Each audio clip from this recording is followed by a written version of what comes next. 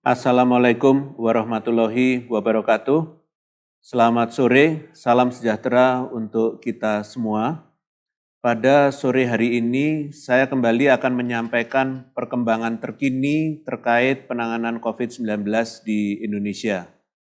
Sebelumnya, saya ingin menyampaikan bahwa kolaborasi erat antara pemerintah pusat, daerah, dan juga masyarakat merupakan kunci utama penanganan COVID-19. Pemerintah pusat akan terus mendukung upaya penanganan COVID-19 yang dilakukan oleh pemerintah daerah. Oleh karena itu, kami minta kepada Pemda agar jangan segan untuk meminta bantuan kepada pemerintah pusat. Pemerintah pusat akan memberikan bantuan yang diperlukan untuk memastikan penanganan COVID-19 di daerah dapat berjalan dengan baik. Kami perlu ingatkan kembali bahwa pembentukan Satgas daerah tergantung kebutuhan dan karakteristik di masing-masing daerah. Kepala daerah berwenang menyusun dan menetapkan anggotanya. Struktur Satgas pusat dapat dijadikan acuan dalam penyusunannya sesuai dengan surat edaran Menteri Dalam Negeri kepada Gubernur dan Bupati Wali Kota nomor 440/5184/SJ. Satgas di daerah juga harus memastikan jangan sampai rumah sakit terisi penuh oleh pasien, segera koordinasikan dengan pemerintah pusat jika rumah sakit berpotensi penuh. Jika dimungkinkan, Satgas di daerah dapat menggunakan rumah sakit darurat untuk menampung pasien COVID-19. Selain itu, monitoring terhadap kedisiplinan protokol kesehatan dan sosialisasi perubahan perilaku 3M harus digencarkan dengan melibatkan seluruh elemen masyarakat. Ini menjadi modal kita semua dalam menjalankan aktivitas sosial ekonomi. Selanjutnya, saya akan menyampaikan perkembangan kasus harian COVID-19 pada hari ini. Terjadi penambahan kasus positif sebesar 4.798, jumlah kasus aktif adalah 61.306 atau 12,67%, di mana kasus aktif dunia pada saat ini adalah 28,02%. Sedangkan jumlah kasus sembuh kumulatif adalah 406.612 atau 84%, di mana kasus sembuh dunia adalah 69,58%. Sedangkan jumlah kasus meninggal kumulatif adalah 15.600 atau 3,2%, di mana kasus meninggal dunia adalah 2,39%.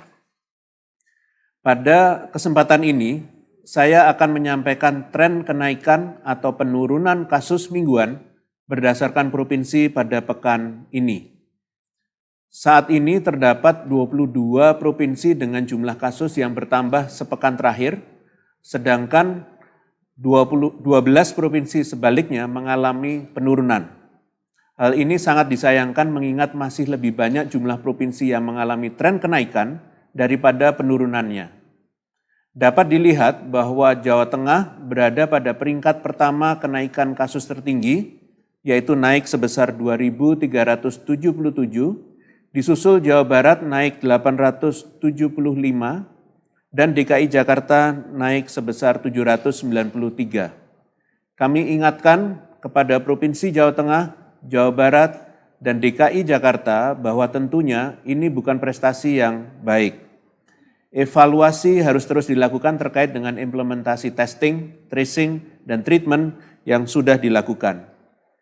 Kemudian jika dilihat pada data ini, maka Sumatera Utara, Maluku Utara, dan Nusa Tenggara Barat adalah provinsi yang mengalami kenaikan kasus mingguan paling sedikit.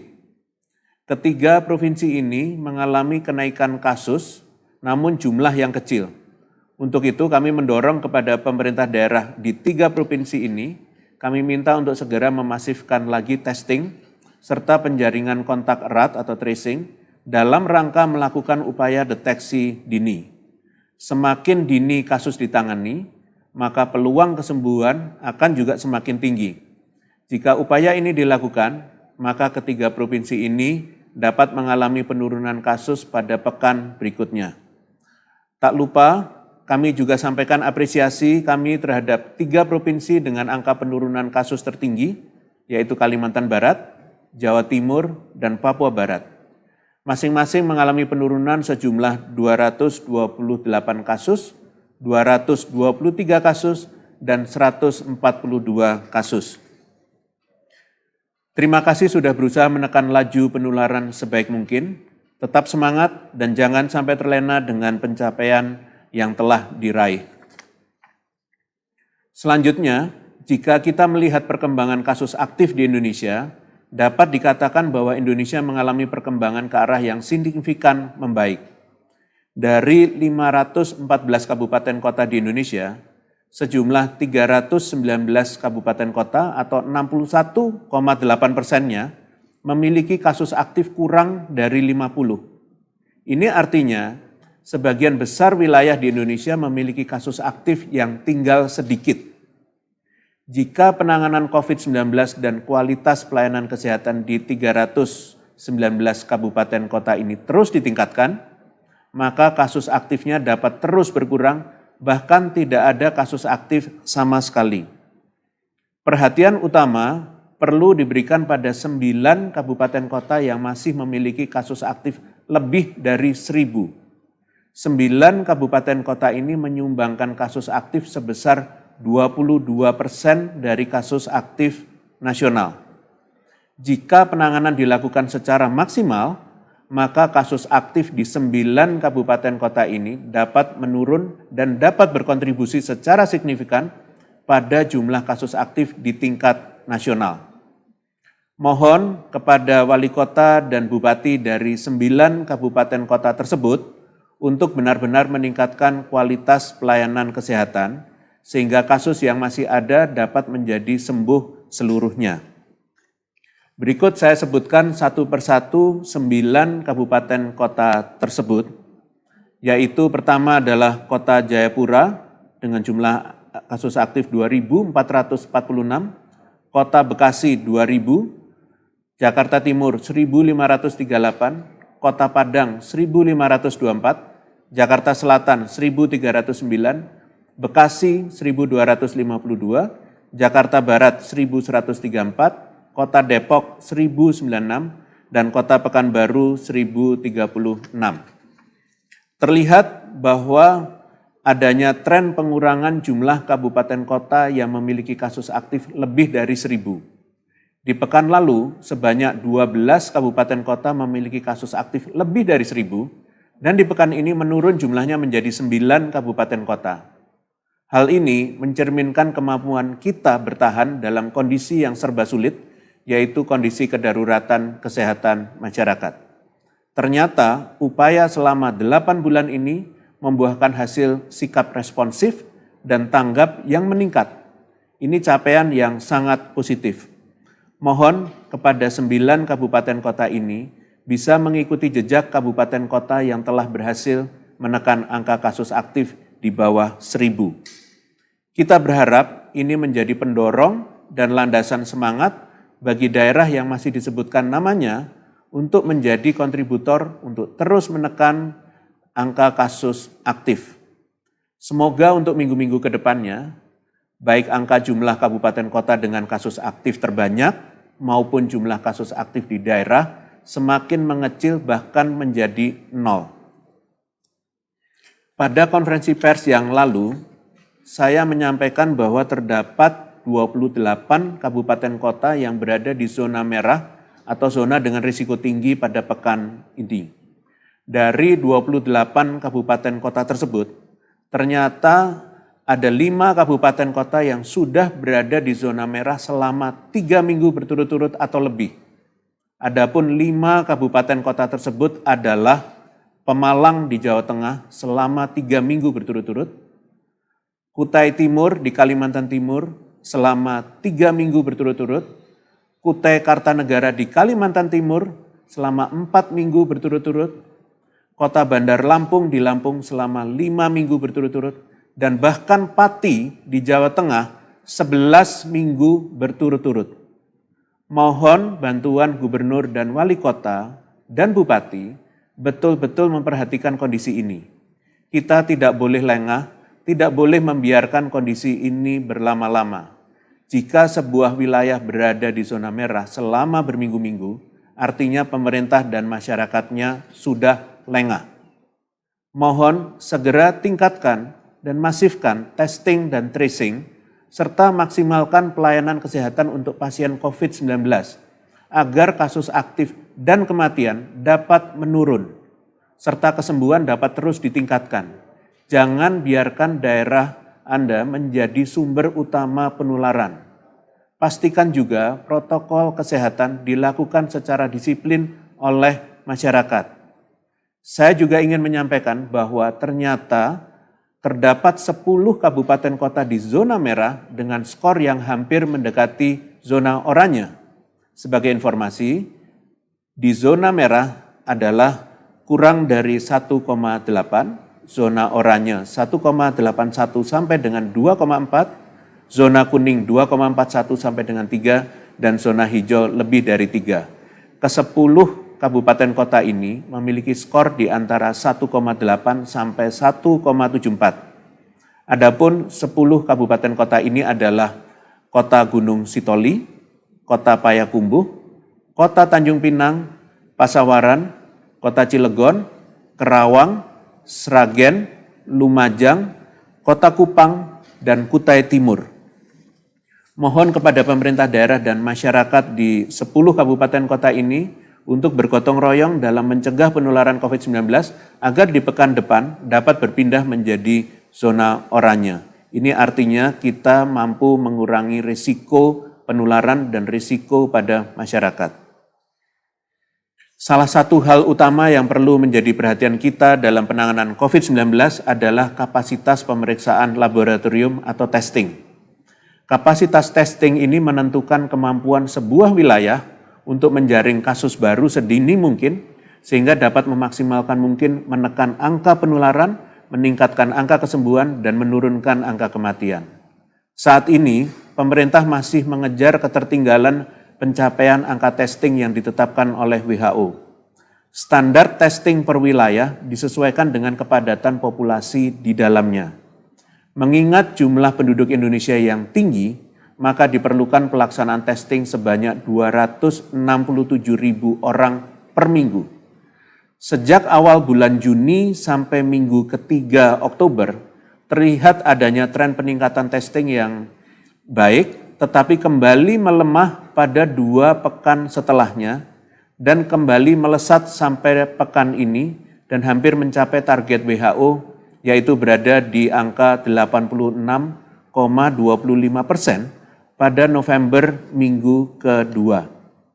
Kondisi ini menjadi evaluasi bersama khususnya bagi pemerintah daerah terkait kapasitas testing.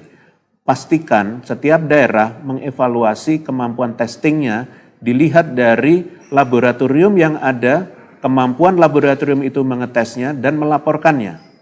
Dari data yang kami dapatkan, terdapat tren menurunnya kapasitas testing di hari-hari tertentu khususnya saat hari liburan.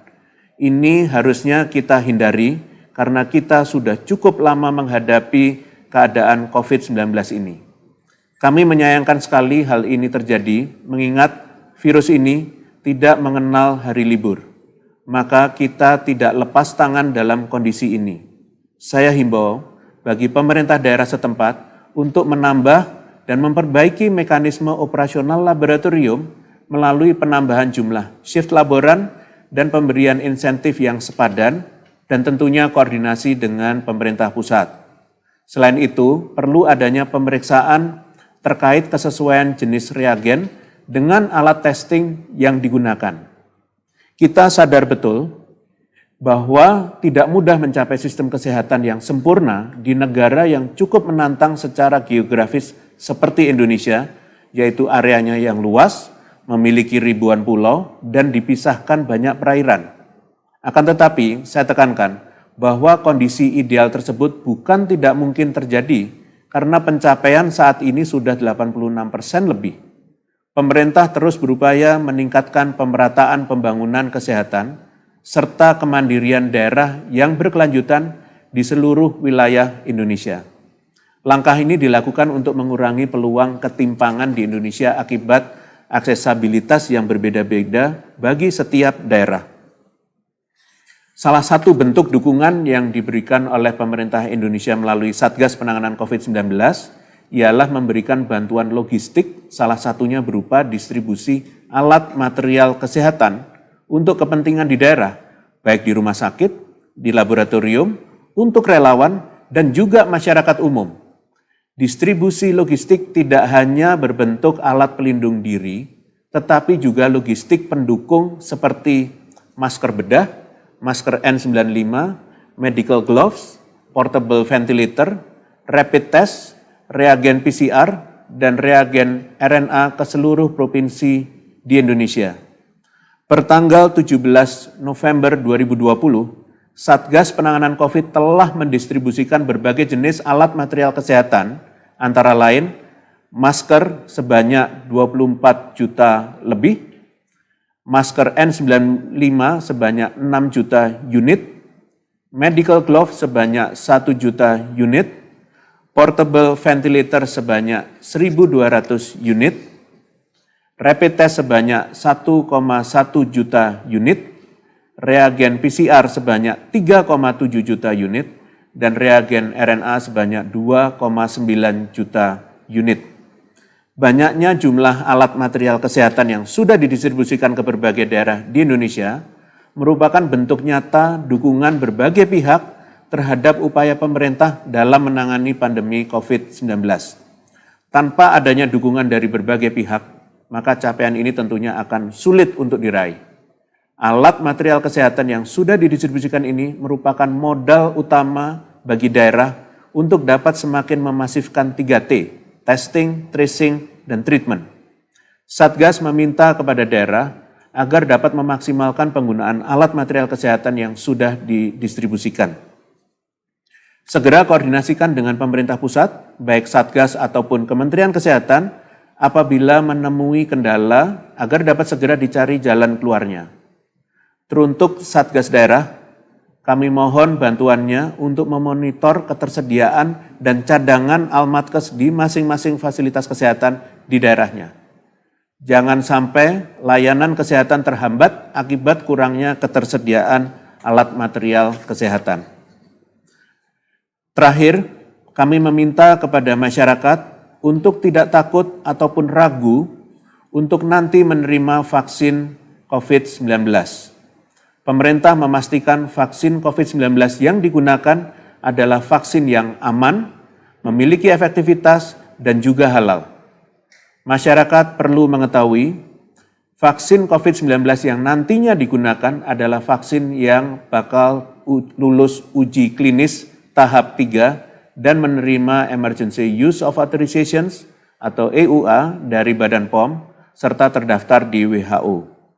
Uji klinis merupakan tahap yang harus dilalui oleh setiap vaksin yang nanti akan digunakan, dan untuk memastikan bahwa vaksin tersebut aman untuk digunakan kepada manusia, serta memiliki efektivitas untuk menghasilkan imunitas tubuh terhadap COVID-19.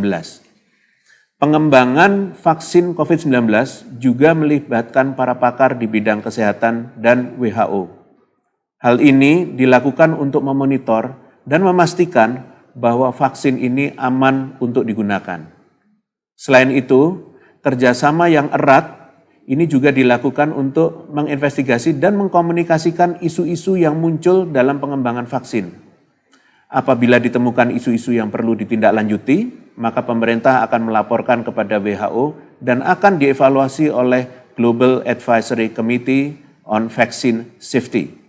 Selain itu, pemerintah juga menggandeng Majelis Ulama Indonesia untuk memastikan bahwa vaksin yang digunakan halal. Lebih lanjut, untuk memastikan kesiapan program vaksinasi COVID-19, pada hari Rabu 18 November 2020, Presiden sudah melakukan peninjauan terhadap simulasi vaksinasi yang dilakukan Puskesmas Tanah Sareal di Bogor, Jawa Barat. Dari simulasi ini, masyarakat mengikuti seluruh tahapan vaksinasi dari mulai pendaftaran, memperoleh vaksinasi, dan menunggu selama 30 menit pasca vaksinasi untuk melihat reaksi penyuntikan vaksin sebelum nantinya diperbolehkan pulang. Selain itu, penetapan regulasi pengadaan vaksin yang dilakukan oleh pemerintah sudah mengikuti standar internasional yang berlaku. Alur perizinan produksi maupun izin edar juga dilakukan secara ketat untuk memastikan keamanan dan kesesuaian vaksin dengan standar yang berlaku. Sekali lagi, saya tekankan, vaksin yang nanti digunakan aman. Efek samping yang terjadi hanya bersifat minor dan sementara. Efek samping yang sangat besar, sangat jarang ditemui, dan kita harus selalu memonitor, mengantisipasi semua keadaan ini. Sebaliknya, vaksin dapat melindungi diri kita dan orang lain yang tidak dapat divaksin karena alasan kesehatan tertentu. Sekian informasi terkait perkembangan penanganan COVID-19 pada hari ini. Jadi pemerintah berupaya untuk dapat segera menjalankan program vaksinasi untuk masyarakat. Hal ini diwujudkan salah satunya melalui simulasi vaksinasi yang ditinjau langsung oleh Presiden pada hari Rabu 18 November 2020. Simulasi ini juga merupakan upaya untuk memastikan kesiapan masyarakat dan juga daerah dalam menjalankan program vaksinasi. Penting untuk diingat bahwa program vaksinasi ini juga sangat bergantung pada proses pengembangan vaksin yang akan digunakan. Saat ini, berbagai kandidat vaksin yang digunakan berada pada tahap uji klinis untuk memastikan keamanan, efektivitas, dan dosis aman yang dapat digunakan. Sesuai yang sudah disampaikan oleh Presiden, maka tentunya kami berharap vaksinasi massal dapat dilakukan secepatnya jika vaksin sudah siap. Keputusan untuk melakukan pembelajaran tatap muka di berbagai satuan pendidikan ini merupakan kewenangan dari Kementerian Pendidikan dan Kebudayaan. Satgas selalu berkoordinasi dengan Kemendikbud dan kementerian dan lembaga lainnya terkait panduan penyelenggaraan tahun ajaran dan tahun akademik 2020-2021 di masa pandemi COVID-19. Kami terus melakukan koordinasi dengan Kemendikbud terkait dengan kemungkinan diadakannya pembelajaran tatap muka dengan tetap mempertimbangkan perkembangan dan penanganan kasus positif di setiap daerah. Oleh karena itu, kami meminta kepada pemerintah di daerah untuk juga mengikuti arahan dan keputusan yang sudah ditetapkan oleh Kemendikbud terkait pembelajaran tatap muka. Kami ingatkan sekali lagi, prinsip pembukaan sektor pada masa pandemi, yaitu harus ada prakondisi, timing, prioritas, koordinasi pemerintah pusat dan pemerintah daerah, serta monitoring evaluasi guna menjaga keamanan masyarakat. Vaksin dalam negeri pada saat ini sedang dikembangkan oleh 6 universitas dan lembaga penelitian terkemuka di Indonesia. Kami terus kawal dan dukung pengembangan vaksin ini dengan baik, dengan harapan bisa segera selesai dan juga digunakan. Bibit vaksin merah putih diharapkan dapat diserahkan kepada PT Bio Farma pada tahun 2021.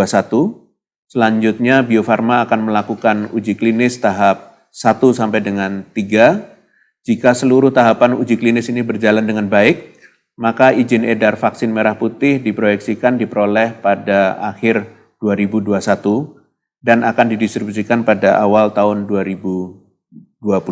Keputusan terkait libur panjang, walaupun ditentukan oleh pemerintah, namun prinsipnya sangat bergantung pada kedisiplinan masyarakat dalam mematuhi protokol kesehatan 3M terutama di masa-masa liburan. Apabila masyarakat tidak mematuhi protokol kesehatan sehingga kasusnya meningkat, maka tentu ada konsekuensi terhadap keputusan yang diambil oleh pemerintah terkait masa libur akhir tahun. Kami semuanya tentunya belajar dari segala pengalaman dari liburan yang sudah terjadi di masa COVID ini, dan ini kami berharap menjadi pembelajaran bersama untuk menghadapi aktivitas liburan di masa yang akan datang. Terlepas diberlakukannya, dipersingkatnya, atau ditiadakannya libur akhir tahun ini, keputusan yang diambil oleh pemerintah tentunya dalam upaya untuk melindungi masyarakat dari potensi penularan COVID-19. Ingat, keselamatan masyarakat adalah hukum tertinggi. Badan POM selalu melakukan pengawasan selama proses pengadaan kandidat vaksin. dan pemerintah selalu berupaya transparan dengan progres pengadaan vaksin kepada publik. Hingga saat ini tidak ditemukan gejala KIPI yang berbahaya pada tahap uji klinis fase 3 vaksin Sinovac yang berlangsung di Bandung terhadap 1.620 subjek. Hanya ditemukan gejala ringan seperti nyeri dan pegal-pegal otot pada tempat suntikan. Dan tidak ditemukan adanya efek samping serius karena vaksin maupun vaksinasi. Kami akan terus memantau perkembangan uji klinis ini dan perkembangan status kehalalannya. Sekian konferensi pers pada sore hari ini telah selesai. Terima kasih atas perhatian semuanya, para pemirsa. Selamat sore. Wassalamualaikum warahmatullahi wabarakatuh.